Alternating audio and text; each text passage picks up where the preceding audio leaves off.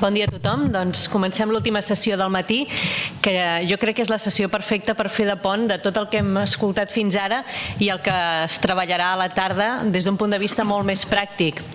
Després de tota aquesta teoria sobre la iniciativa ciutadana europea, ara coneixerem 3 casos pràctics de persones que han decidit d'entrada no espantar-se per aquesta possibilitat de frustració que ja apuntem que aquesta iniciativa ciutadana europea pot provocar en aquells que han fet tot l'esforç de promoure iniciatives concretes i fer-les arribar a una sèrie de població per recollir aquest milió de firmes a diferents països de la Unió i que finalment haurà de passar l'examen de la Comissió Europea, que és qui s'acaba encarregant al cap i a la fi de decidir el què.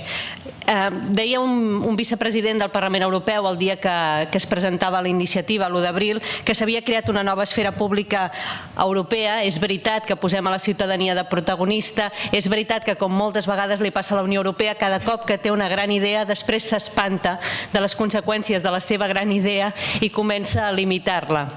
Però bé, jo crec que com que el que es tracta ara és de veure que hi ha possibilitats de fer camí, que hi ha possibilitats d'iniciar processos de consulta o com a mínim de fer arribar demandes concretes a les institucions europees, voldria presentar a les 3 persones que ens acompanyen avui. El primer és el senyor Tony Venables. Tony Venables és director i fundador de la European Citizen Action Service.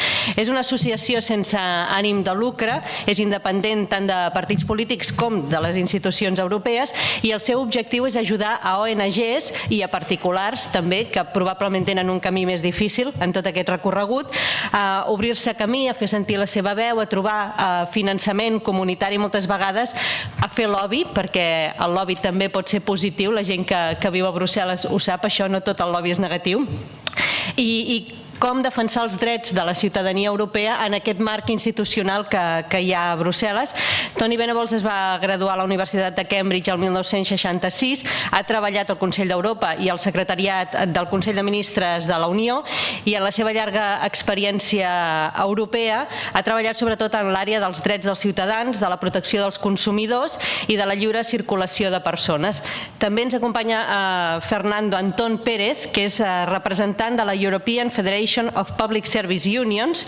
Ells són els promotors de la iniciativa ciutadana europea per demanar l'aigua com un dret humà bàsic. De fet, quan la Comissió va presentar aquesta iniciativa ja donava per fet que serien les propostes mediambientals les que probablement tindrien més sortida, més recorregut i més opcions d'arribar a Brussel·les en tot aquest llarg camí. En Fernando Antón Pérez és educador social de formació, ha treballat per la Generalitat Valenciana i des del 1992 treballa en l'acció sindical en diverses responsabilitats a comissions obreres. Al desembre del 2009 es va constituir formalment aquest sector del cicle integral de l'aigua i ell és el secretari general. És autor de la guia per la prevenció dels riscos en el cicle integral de l'aigua. I finalment també ens acompanya Luca Copetti, que és el representant del comitè promotor de la iniciativa ciutadana europea Fraternité 2020. Ell és professor d'holandès i d'anglès a una escola de comunicació aplicada a Brussel·les i és coorganitzador de la Universitat d'Estiu de Cluny. Ens vol parlar d'aquesta iniciativa perquè ell coneix molt bé tot el que és el món de l'intercanvi d'estudiants, la quantitat de programes que la Unió Europea posa a l'abast per estudiants, per treballadors, per gent de totes les edats i que probablement són ofertes que no sempre arriben a la població amb la mateixa facilitat o amb les mateixes garanties de poder saber que hi ha un finançament possible per viatjar o treballar o estudiar en altres països de la Unió Europea i la seva iniciativa ciutadana és per donar-la a conèixer. A ells sobretot els hi voldria demanar que ens expliquin, i que si ho poden fer en 10 minuts seria perfecte, perquè així vostès sobretot tinguin temps de preguntar, que ens expliquin per què han presentat aquestes iniciatives ciutadanes, en què creuen que això canviarà o quins canvis pot comportar la ciutadania europea, en quin procés estan, en quin moment estan fins i tot de tot el procés, com s'ho pensen fer per trobar aquest milió de firmes en altres països de la Unió Europea i que siguin realistes. És a dir, que si un no està federat o està dins d'una associació realment té possibilitats de poder engegar en solitari tot aquest procés o hi ha les normes t'obliguen a buscar socis, a formar part d'una organització molt més gran si un vol tenir èxit en aquest camí. quines dificultats s'han trobat fins ara, quina confiança tenen que pot acabar assolint la seva proposta i si estan preparats o no per aquesta possible o no frustració si al final de tot el procés la comissió decidís que no. Si els sembla, comencem pel senyor Venables. As you want. Thank you.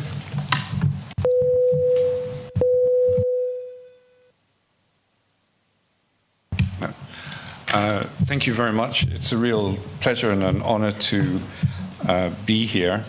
I would like to say something on behalf of the organizers, that apparently there are not many people in workshop number 2, but in a way workshop number 2 is the most practical for all of you because it's to do with how the regulation will be put into force in Spain.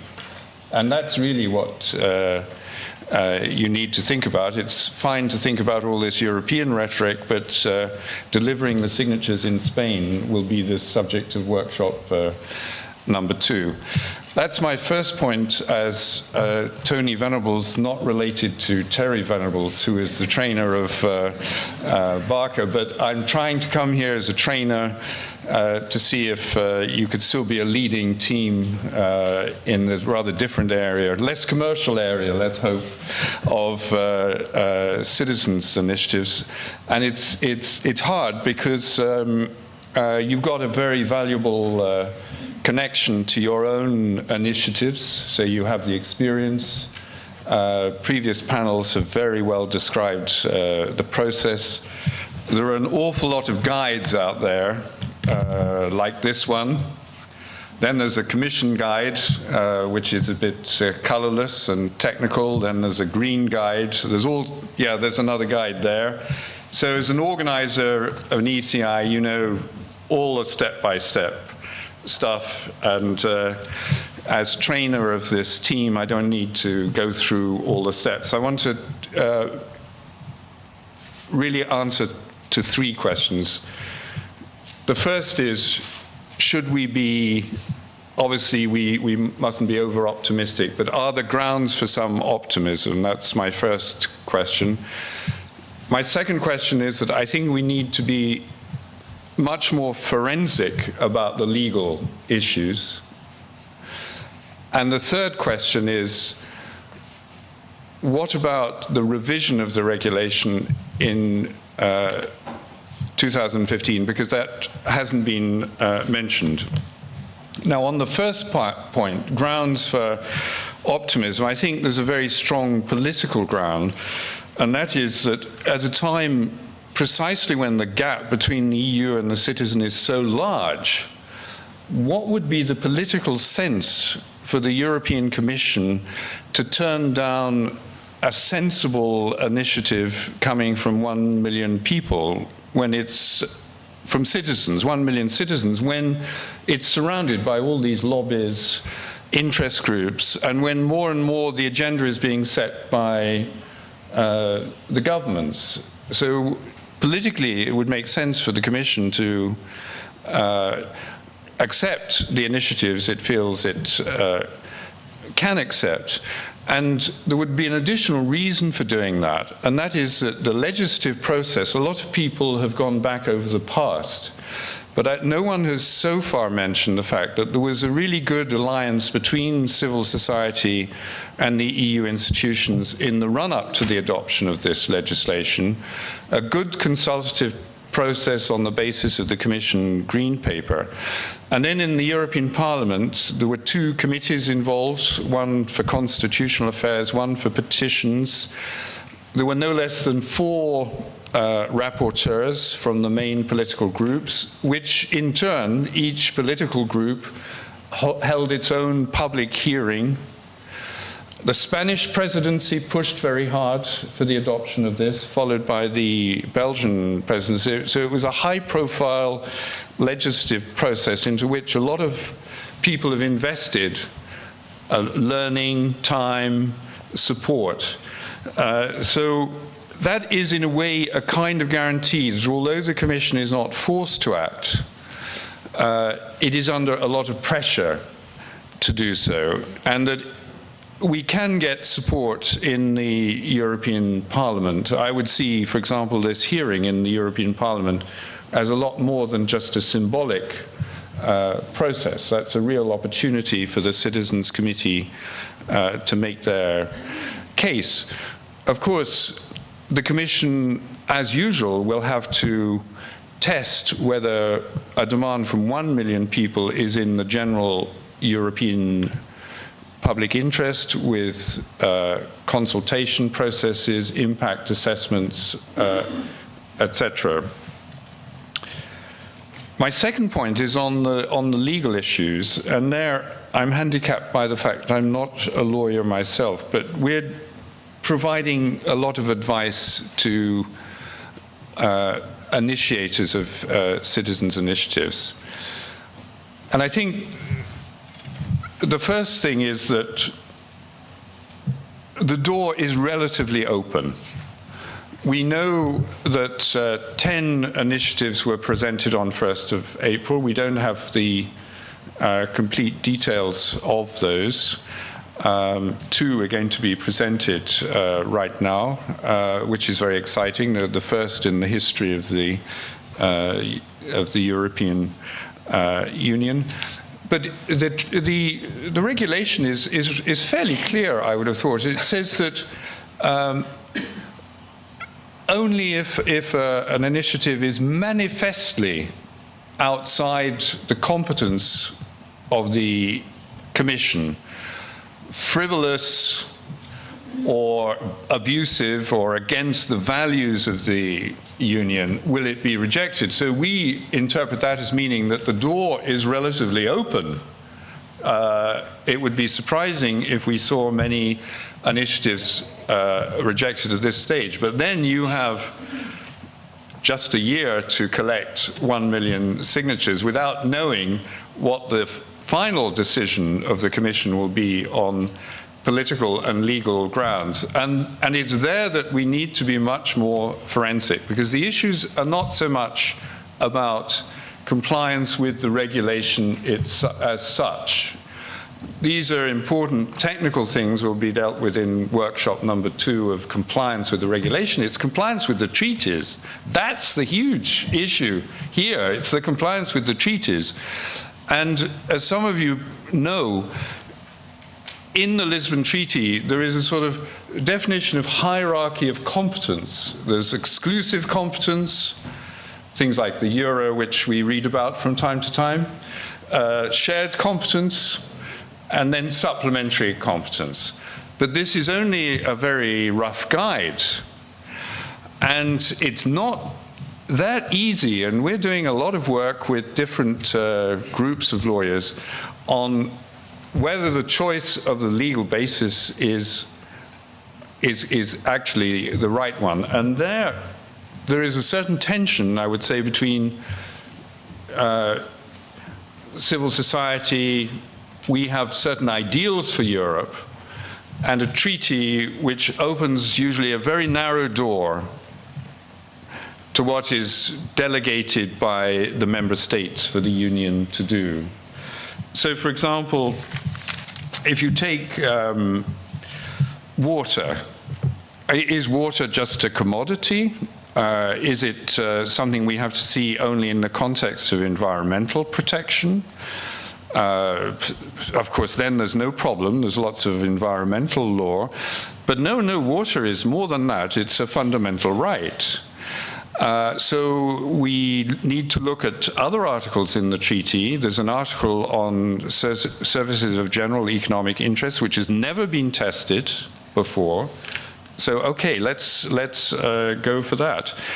Similarly, with media pluralism, you could say, well, media pluralism is an issue which comes into the narrow confines of EU law, because EU law is very strong on combating monopolies, abuse of dominant positions. So you could combat commercial threats to pluralism in the media. But of course, the people who are behind the media pluralism initiative are also saying, yes, but media pluralism is more than that. It's about freedom of expression. It's a fundamental right. It's something in the Charter of Fundamental Rights, which, by the way, is not a valid basis for a citizens' initiative, although it's part of European law. And you say, yes, we can't just fight commercial threats to media pluralism, we also have to fight governments like the Hungarian government who are restricting freedom of expression. So it's more value-driven. Similarly, we have an initiative which will be presented this afternoon on the right to vote in national elections for people moving around the European Union using a treaty article which has never been used before. So we're pushing back the boundaries of EU law. We're coming forward with legislative proposals which are more value-driven, more idealistic, and I would say I think this is an excellent thing. I think this is absolutely superb and should be encouraged, but it will be a big test when we get to the point of the signatures collected and then presented to the European Commission and then the hearing in the European Parliament. I think there is one point I should add, is that we have further events coming up in Paris and then in Vienna, which will look at other aspects apart from the legal issues. The legal issues are very important, but it's also important to recognize that some of these initiatives are being born out of European citizenship itself. That is to say, people moving around Europe, wanting to extend Erasmus, wanting to extend voting rights. But those initiatives do not yet have the organizational base for the collecting the signatures in each country, whereas for other initiatives, for example, obviously from the trade unions, the organizational base exists. So we've got a mix of legal, campaigning, technical compliance issues which we have to address. So we've got to bring a lot of skills together. Thirdly, I would like to say something about the challenges ahead. Okay, we may find this doesn't meet our expectations, and there's a chance for revision of the regulation in 3 years' time. And it's important, therefore, with an eye on the revision, to evaluate everything, to work together, to discuss together, to exchange experience, about the difficulties of finding a secure system for signature collection, all these things. And I think there are 3 types of challenge which we know we need to think about for the revision. The first is the very delicate issue of money, which has already been mentioned. I think that we need to make sure that we don't commercialize participatory democracy in Europe as it has become commercialized in California, for example. So we have to be very careful about the financial, monetary aspects of this. And one way, I think, of supporting genuine citizens' initiatives, which don't come from large lobbies. Okay, someone earlier was right that the Citizens Committee is an invention. It was an invention of the European Parliament in the last stages of the negotiations to signal that, we're not interested so much in the usual suspects or the big lobbies and the big interests. We want to hear from the citizens. Therefore, the Citizens Committee has a certain symbolic value. The corollary of that is, of course, that such initiatives need more support. So we're working on creating a non-profit, strictly non-profit help desk, bringing together legal, campaigning, technical skills that I mentioned, bringing different organizations together, having a correspondent in each country. So we're working hard on that. But we also recognize that there may be a case for some funding for maybe the preparatory stages of an initiative, which would probably, ideally, should take at least a year of preparation to look at the legal aspect, set up the coalition, and that kind of thing. Maybe there can be some seed money from Europe. We know that leading up to the revision, fundraising will be an important part of our work, and we produce a guide to European funding. Costs are estimated at about €1 million, a euro per signature, so it's quite a challenge. So that's the first, I think, thing which will need to be looked at in terms of the revision of the regulation. The second aspect of revision is certain improvements in the regulation itself. I think the European Parliament did a good job to improve the regulation, but they didn't have enough time. With more time, we, on the civil society side, would probably have been able to persuade them that 1 year was not long enough really to collect 1 million signatures.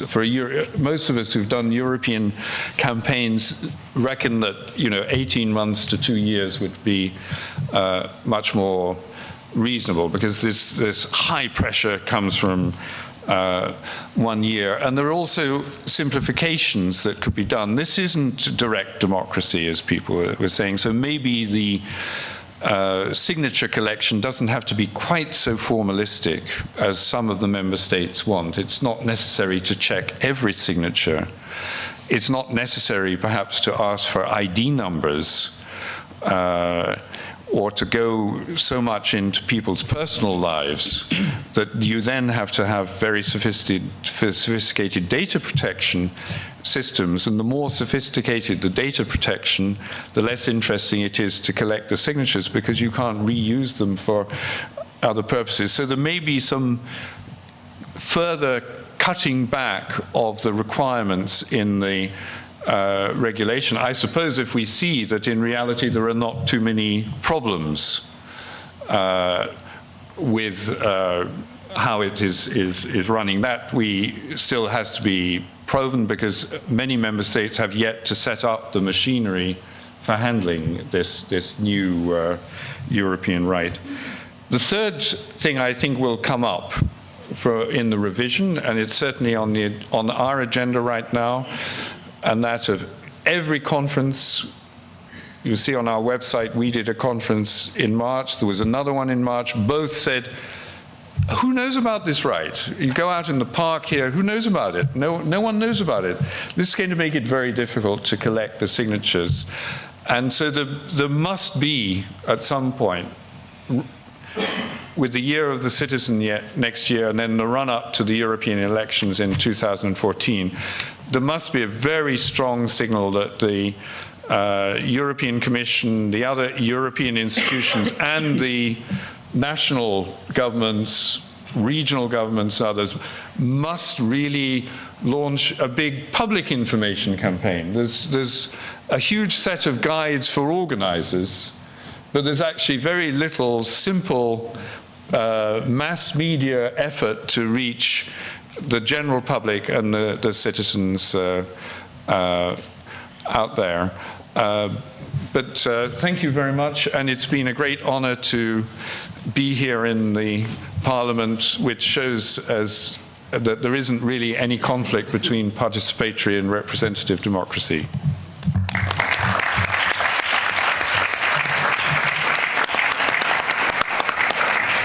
Thank you very much. Moltes gràcies també per controlar el temps. I ara li donem la paraula a Fernando Antón Pérez. Bon dia a tots i totes. Una salutació per part de l'EPSU, de Comissions Obreres també, i en el meu nom, i agrair a la Fundació que m'ho hagi convidat. Intentaré fer-ho en més de 10 en 5 minuts, i sobretot demanar disculpes per les espardenyades que puga ficar del meu català de les comarques del sud del País Valencià. Ho sé, arribem fins on arribem. Sapigueu que ahir per la nit la Comissió Europea va donar el vistiplau a la iniciativa legislativa que vam presentar nosaltres de la consideració de l'aigua i el sanejament com un dret humà.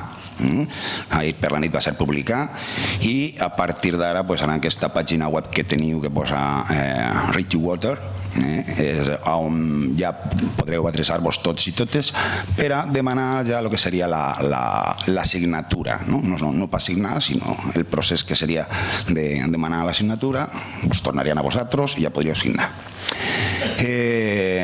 Nosaltres, la EPSU sabeu que és una federació i si no sabeu, és una federació de sindicats de serveis públics al voltant de tota Europa, que està dins de la CES, que és una confederació que ja és de tot el món. Ja en l'any 2009 es van plantejar, abans de que la ECI fora un fet, van plantejar l'arreplegament d'1 milió de signatures per a considerar l'aigua i el sanejament un dret humà. Esto també ve de que la ONU en el seu moment, en juliol, que ja va reconèixer a través en la seva Assemblea General que l'aigua i el sanejament eren un dret humà. Els números són els que canten. En aquell moment hi havia aproximadament 884 milions de persones que no tenien dret a l'aigua en tot el món, 2.500 milions que no tenien dret al sanejament. Venien morint xiquets i xiquetes al voltant d'1,5 milió a l'any per problemes relacionats amb el tema de l'aigua, i a banda es perdien en tot el món una quantitat important de 443 milions de jornades d'escola dels nens.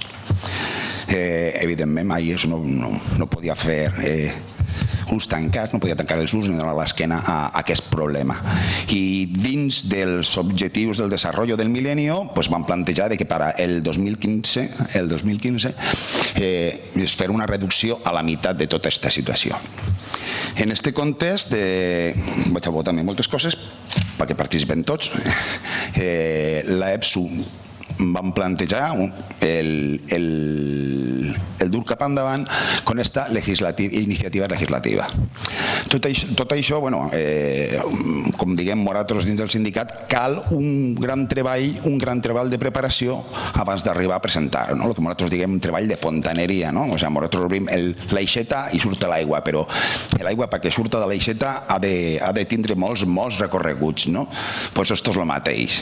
Abans de que arribem a la frustració de poder presentar una iniciativa i que me la dugueren cap arrere, o que me la tiraren cap arrere, hem tingut que fer tot aquest treball previ de parlar als parlamentaris, explicar-li bé el que és la iniciativa legislativa, el gabinet jurídic, de que no anar en contra del que diu l'article 4, que queda molt en l'aire, de que pot ser sí i que pot ser no.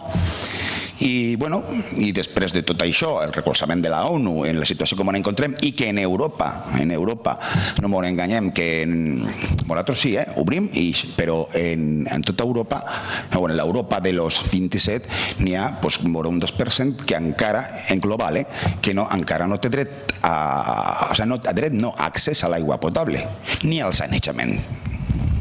Això és molt trist. Nosaltres hem d'aprofitar que som una organització, que estem al voltant de tot el món i que nosaltres sí que tenim facilitat per arribar a tots els treballadores de tot l'àmbit de la producció.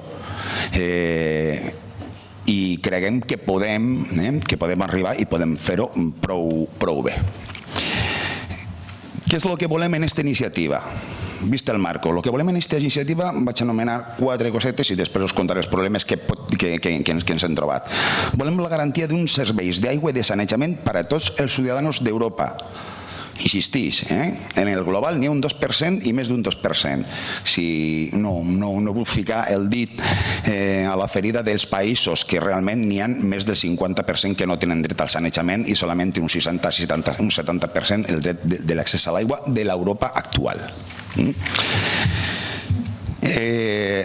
Lo que queremos es que els drets humans estiguen per damunt dels interessos comercials, no a la liberalització dels serveis d'aigua.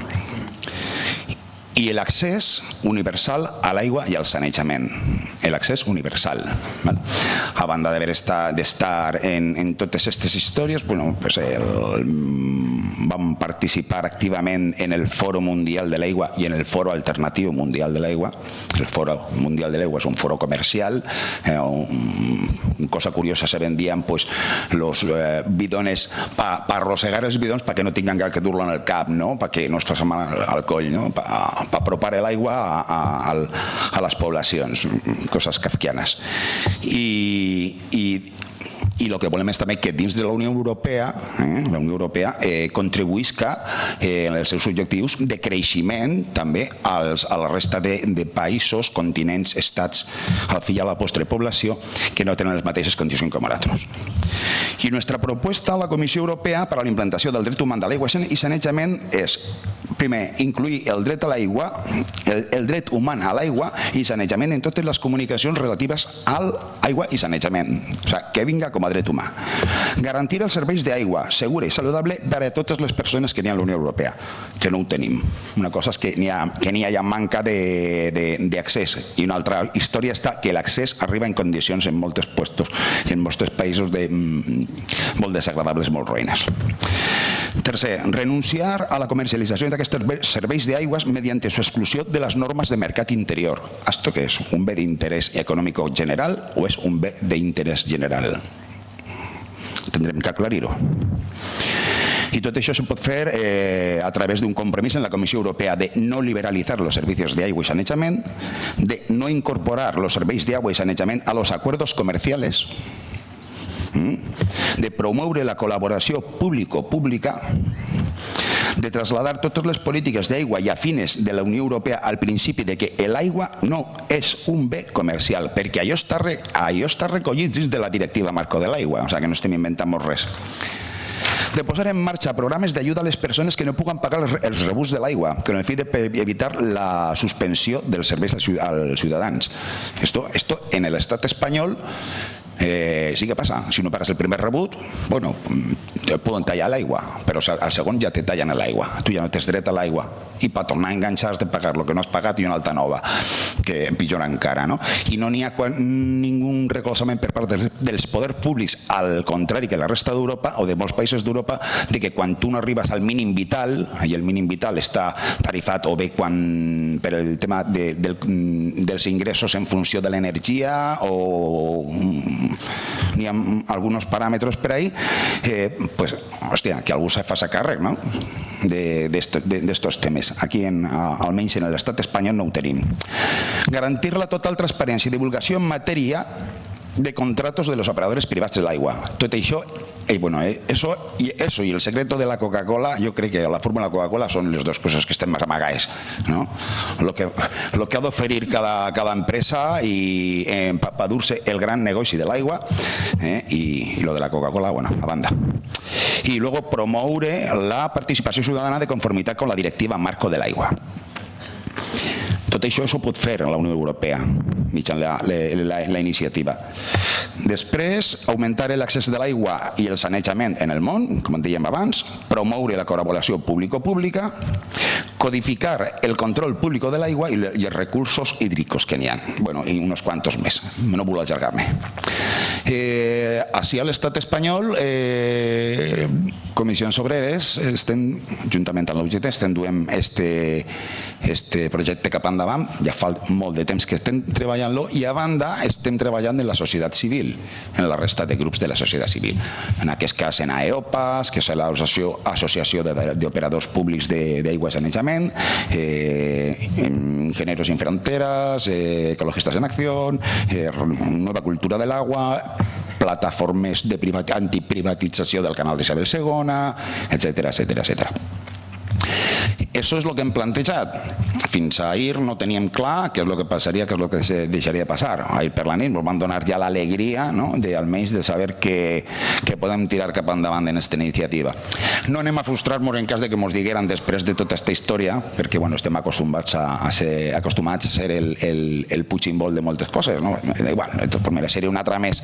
Però almenys esto, el que és el dret al sanejament i el dret a l'aigua com un dret humà, esto ja està anant per tota Europa. Els treballadors, els sindicats, vull recordar-vos que som, a banda dels més denostats, som els que més afiliats n'hi ha, l'organització que més afiliats té, almenys signats, després de l'Església. Ahí te bategen i ja estàs, ja no t'ho proposar, del sindicat sí.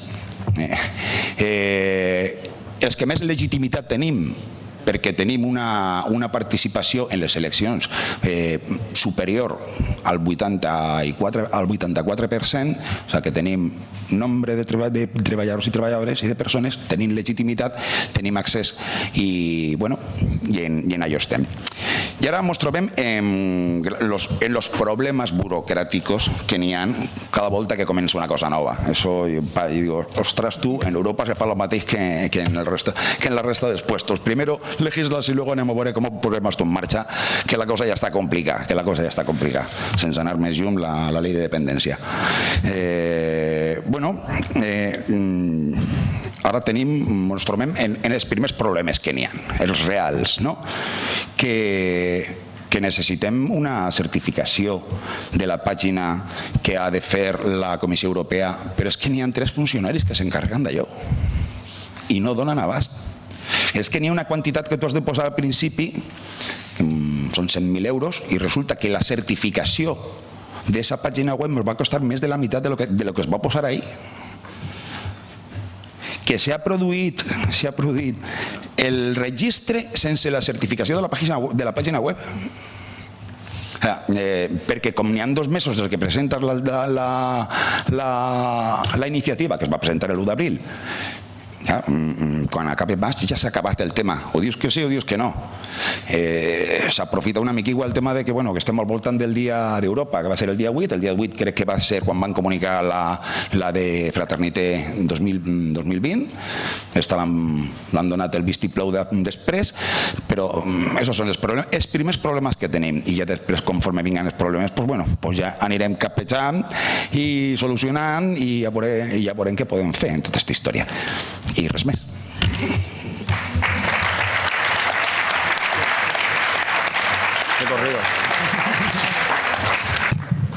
I ara Luca Copetti. Thank you very much. I'll try to stick to those 10 minutes where I was asked to talk for, because if you come from a northern country of Europe like I do, you must be very, very hungry by this time. First of all, who are we? Well, we are Fraternité 2020, and I'm very happy to notice that a lot of people have heard about us by now. We are also, and I'm very proud to say this, ECI 2012/0000001, which means indeed that we are the first registered ECI, which makes us, of course, very proud and happy.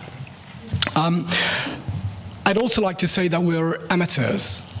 We're not professionals at all. We're not a lobby of any kind. We're not lawyers of any kind either. I'm a language teacher, basically, right? I don't work for the European institutions. So that's very important to say. What do we want? Fraternité 2020 wants to enhance EU exchange programs like Erasmus or the European Voluntary Service.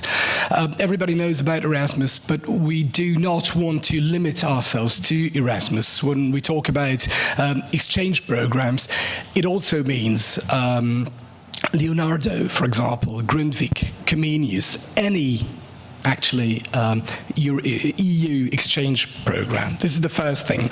Why? Well, to contribute to a united Europe based on solidarity among citizens. It's all about citizenship in the end. It's all about bringing EU citizens, in fact, closer to the EU, making them real European citizens. How? So the measures, we suggest 3 measures. Again, we suggest. It'll be the job of the Commission to decide, obviously, but we suggest 3 measures. First of all, more funds for EU exchange programs. Eventually, we'd like to reach 10% of the EU budget to be used on those programs. Eventually, which means that there would be a first stage, a first phase, where current budget could be used in another way. But eventually would like 10% of the budget to be used on that.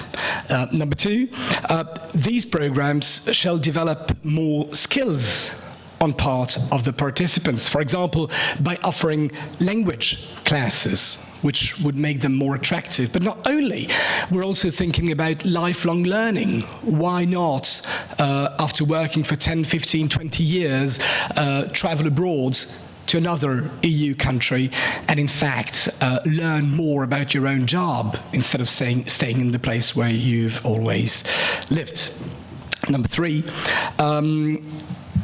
progress in the field of mobility shall be better monitored through Eurostat or Eurobarometer surveys.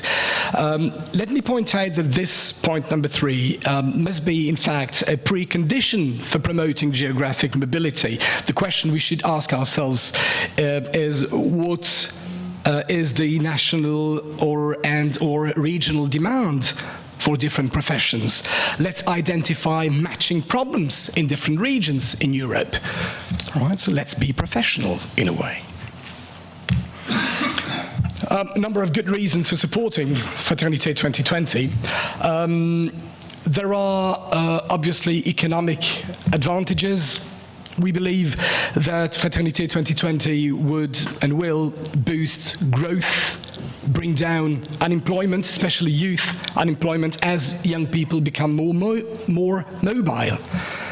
And this could make Europe more competitive and attract foreign investments. We base this claim on a number of independent studies, and to give but one example, in 2008, the German Institute for the Study of Labor has demonstrated the potential economic and social benefits of mobility. And it comes to the conclusion that geographic mobility in the EU is too low. Basically, it comes to the same conclusions as we do. Cultural progress. Fraternité could help Europeans from all over the EU to come together, get to know each other, broaden their horizon, which will also inspire cultural progress. And from the social point of view, it will lead to solidarity among citizens. Do you feel Greek?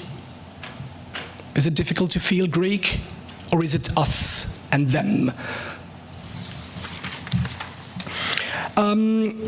Challenges on our way. So what kind of problems do we face, did we face, are we facing? Firstly, it was very difficult to even come up with a real good idea for an ECI, one that has a chance to succeed. Here we think that the best way is to find people from all over Europe and just widely discuss and brainstorm what such an initiative could be.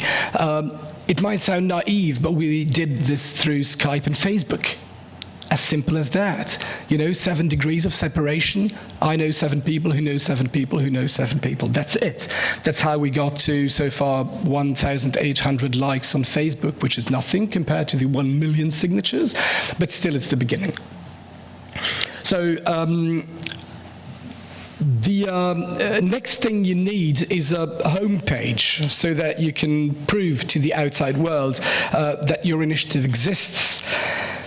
And here, our tip is not to think too big. A simple HTML homepage can be prepared quite easily with free templates.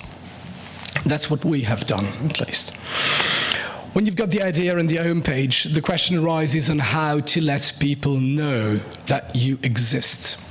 And what we did was, first of all, to find support with academics, university professors and NGOs. Academics, because they are specialists in their fields. NGOs, because they've got a number of members who could be used to spread the information. they are also quite easy to contact. And then what we did was try and find support from MEPs. They're very open and friendly, even if they, in the end, decide not to support your initiative, not to sign. But we have so far a formal support. You will find the list of those academics, NGOs, and MEPs on our website, www.f2020.eu, or fraternité without an accent 2020.eu. Again, it might sound very naive, but basically this is how we did it, and this is how we ended up having a formal letter of encouragement from Mr. Barroso, Mr. Schulz, and Mr. Van Rompuy. Finally, a very difficult point for organizers is to enable EU citizens to sign online. This has been mentioned already, through the internet. This requires acquiring a budget through sponsors or donation. This is where we are now. This is where we're stuck now. We need, in fact, 11,000 euro to pay for 1 year, the rental, 1 year of a server, to put the software given by the Commission on. We don't have the money, simply because we're not a lobby group, we're not a private company. I'm a teacher. I get paid by the state. I've got 3 kids. I'm no one, right? I don't have a bank account in Switzerland that I can use. So we don't have those 11,000 euro. As simple as that. It would be a pity, indeed, to be stuck at this point, but this is where we are now. So if you are a sponsor, please let yourself know. A quote by Jean Monnet: when an idea meets the needs of an epoch, it ceases to belong to the man who created it and becomes stronger than those in charge of it. Does Fraternité 2020 meet the needs of an epoch? Maybe. I'd like to refer to what the Right Honourable Member Maria Badia said before. Social networks institutionalize a bottom-up approach to everything. Everybody wants to be able to like, to share, to give a comment on anything. I think it's also the case in politics. Now, to answer the questions that I was asked to answer here, why choosing this subject? Well, in a few words, this is a collective effort of 10 generations of Cluny participants. What is Cluny? Cluny is a city in Burgundy, in France. It's also the place where a summer university is organized each year, and I encourage you to go to the website europe.net with a hyphen between E and U. What's so peculiar about this Cluny University? It's a summer university that takes place every year, beginning of July. It's for non-specialists. You don't have to be a lawyer. You don't have to be don't have to have a PhD in political science. The idea is that any citizen, if given the chance to talk, will be very happy to do so and will certainly have lots of things to say. So it's all about citizenship. Citizenship bottom up, not top down. And 2 years ago, it took us 2 years to get where we are today. 2 years ago, to celebrate the 10th anniversary of the Cluny Summer Universities, a number of alumni, old participants, came together, among which myself. We said, why not use this new a tool that the Lisbon Treaty offers us? And that's exactly what we did. In terms of EU competences, why is are we registered? Measure 1 and 2, more funds for exchange programs, representing 10% of the budget, and Measure 2, a broader spectrum of skills to be developed by participants, refer to Articles 165 to 167 of the Treaty of the Functioning of the European Union. Some of you are lawyers, so this will be known to you. This is what it's all about. The union action shall be aimed at encouraging mobility of students and teachers. Check. By encouraging inter alia academic recognition of diplomas, encouraging the development of youth exchanges. Check. And of exchanges of socio-educational instructors. And encouraging the participation of young people. That's what we propose. 166, vocational training. Union shall aim to facilitate access to vocational training and encourage mobility of instructors and trainees, particularly young people. Again, for measures 1 and 2, 167, second point, action by the Union shall be aimed at encouraging cooperation between member states and, if necessary, supporting and supplementing their action in the area of non-commercial cultural exchanges. Culture. European Social Fund, that's about measure number 1. I said 10% eventually of the European budget. In the first phase, we would like the European Social Fund to be used to finance this mobility. So we're not asking for more money in the first stage, but for the existing money to be used in another way. Let me read that with you.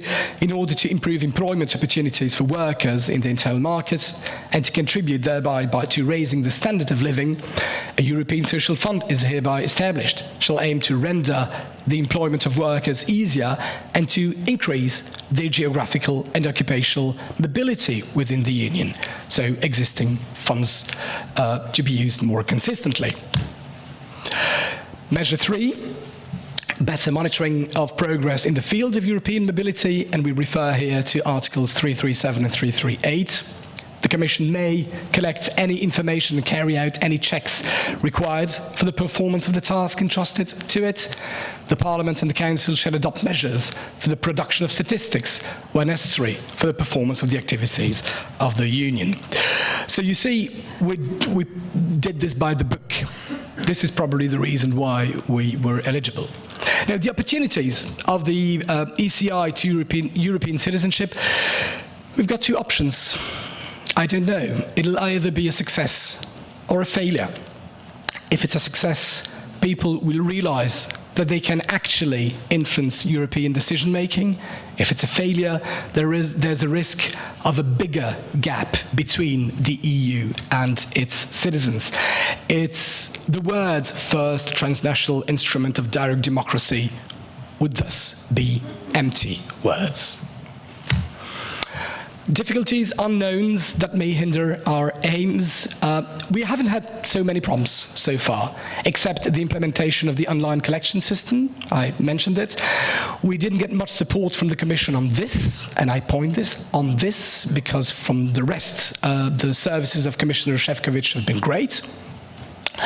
1 million, it's huge. 1 year, very short. The example I give here refers to what I teach my students, the difference in English between try to take this medicine and try taking this medicine. Try to take this medicine is, come on. Oh, I'm sorry, you're not tall enough. Well, try to take it. Impossible. Try taking it. Well, put it in your mouth, and you'll feel better. Is it a case of try to take this medicine? Come on, go and play. Leave me alone. I hope not. Conclusion, will citizens follow? I don't know. Do they know about the ECI? I'm not sure. Ask your friends. Do they care? I'll leave it up to you. Thank you.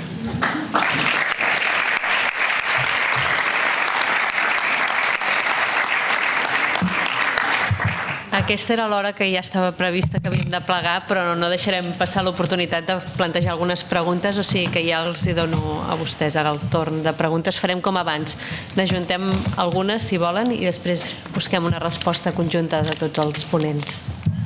Endavant.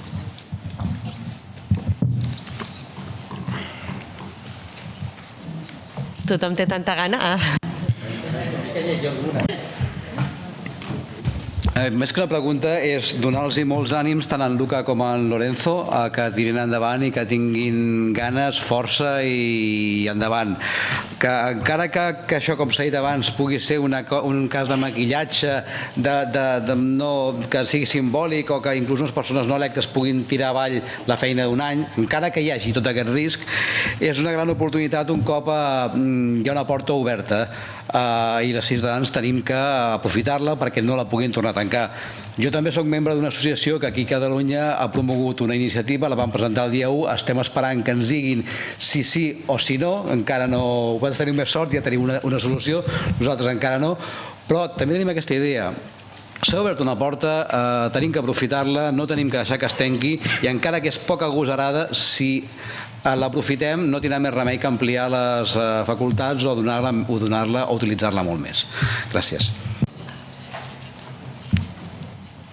Hi havia una pregunta? Sí, endavant. Bé, dues preguntes breus. Una, la iniciativa promoguda, diguéssim així, no és realment pel sindicat, és gent del sindicat, però figura com a persones individuals. Suposo que aquest és un aclariment que potser cal fer. I l'altre és la recollida de signatures. Aquí a Espanya, per exemple, ara ja hi ha el DNI electrònic. Suposo que aquest cost desorbitat que pot suposar qualsevol iniciativa a la recollida de signatures es podria facilitar tant per part de la Comissió Europea com per part dels membres dels diversos països en els quals s'ha de facilitar aquesta recollida, de manera que aquests costos realment semblen desorbitats i més en un moment de crisi econòmica. Jo trobo una mica desmesurat aquestes xifres que s'han donat. Gràcies. After this table, well, my impression is quite pessimistic about the difficulties we are facing. I represent in Spain the initiative Let Me Vote as well, and I totally agree with you about the difficulties we are facing, and again, my impression is right now very pessimistic. So my question would be, what could we do to cope with all these difficulties and to overcome them, and what alternatives do we have to overcome them? Thank you.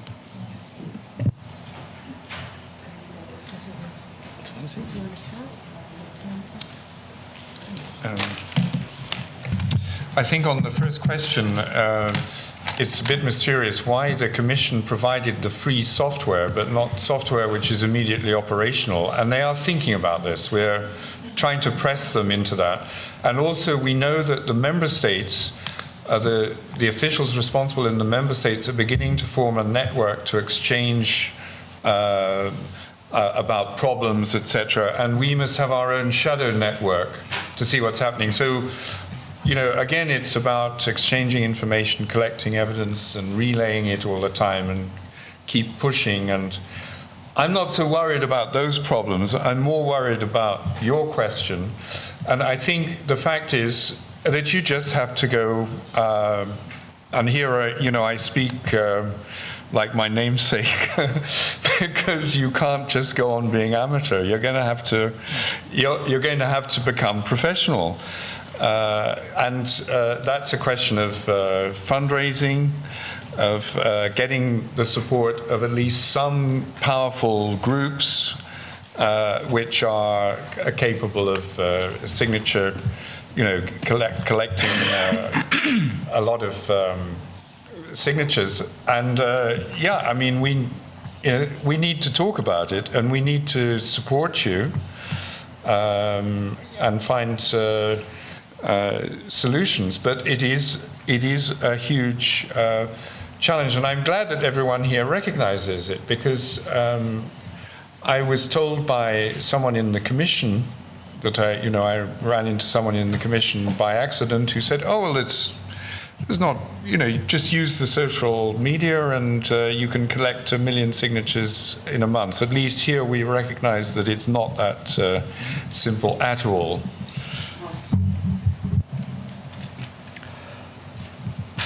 I don't have very much to add. Alternatives, I didn't see any.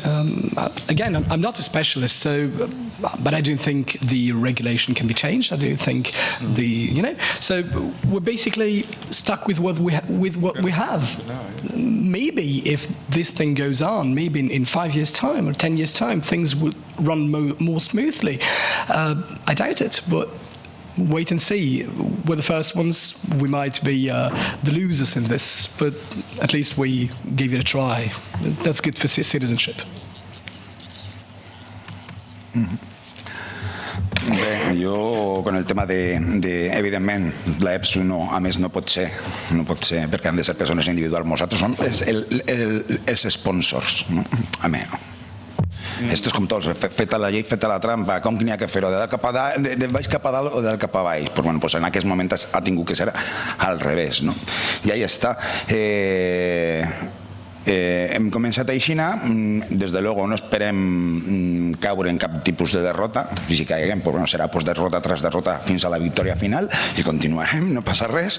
I bueno, jo crec que esto ha d'eixir, i esto és una mica igual com el tema que els germans majors van obrint la porta als germans xiquets, no? O sea, ells han de currar, el poder eixir, el poder fer, el poder no sé quants, i ja quan arriba l'últim, ja l'últim ja ho té tot fet. Evidentment, els que som els primers anem a rebre més galtes que ningú. I tindrem que mirar a veure on estan els problemes. I clar, tot això mos durà al final a dir-li a la comissió: oiga, si vostè posa 2 mesos des que jo presente la iniciativa fins que es publique i vostè no té temps per a fer-ho perquè té 3 funcionaris que s'han d'encarregar d'aquesta història, o una de dos, o poses més o ho canvies. ¿Esto es un bé d'interès econòmic o és un bé d'interès general? Vostè tindrà que canviar-ho, o sigui, tindrà que ampliar, evidentment. Esperem que sigui així, perquè encara ara, avui per avui, jo crec que està oberta d'una manera molt... Bueno, ahí està. Anem a veure què és d'este invento, perquè, clar, com que la Constitució Europea no ha eixit, doncs tenen que donar perquè n'hi hagi un sentiment de pertenència a Europa, al europeisme i no euroescepticisme, però ja veurem. Aquí la qüestió és que, com deien en el primer panel, a l'estat espanyol, qui presenta una ILP ara? I per què? I per què? Si n'hi ha que anar, però anar per a res, no em fotes, no vaig a cap puesto, i ja ningú fa i ningú farà, perquè ho han aconseguit que això ja no tinga cap tipus de legitimitat. La Comissió Europea farà el mateix? Els companyes i els diputats i diputades del Parlament Europeu, l'únic que han de fer és mirar què és el que passa quan se presenta una iniciativa i se va al sostre o ni siquiera al sostre, o sigui, al calaix o a la brossa. Pues que la gent ja no se ho creu. Si volen fer Europa tindran que menjar-se més d'una. Moltes gràcies. Com que els problemes han quedat ja més que retratats, els de finançament, els del procés, deixi'm acabar amb els motius per l'optimisme que apuntava Antoni Benevols al començar, i és que les dues iniciatives que com a mínim hem presentat aquí queda clar que millorarien la situació per a la ciutadania europea, i perquè, com deia en començar, en aquest moment on la distància entre la ciutadania i les institucions europees és tan gran i on l'agenda política la marquen els governs, doncs desaprofitar una ocasió així per part de la comissió seria un error molt gran. Moltes gràcies, bon dinar a tothom, i els workshops a 3:15 aquí. Gràcies. Carme, deixa'm dir que el dinar serà en el restaurant d'aquí del Parlament, que està cobert per l'organització, i que segurament començarem una miqueta més tard, ja que hem acabat també més tard, per tant us convoquem a tots plegats a les 3. Els tallers es faran el primer en aquesta sala, serà el que tindrà traducció simultània a l'anglès. El segon, que és aquest en què dèiem que ens sembla important, tot i que no ha generat molta simpatia, perquè s'explicarà la forma com es portarà a terme això a Espanya, serà en la sala 4, i el tercer taller, no ho he dit malament, disculpeu, el primer taller serà a la sala 2, el segon taller serà a la sala 4, i el tercer, que serà aquest que tindrà la traducció en anglès, serà en aquesta mateixa sala. Per tant, a les 3 ens retrobem tots.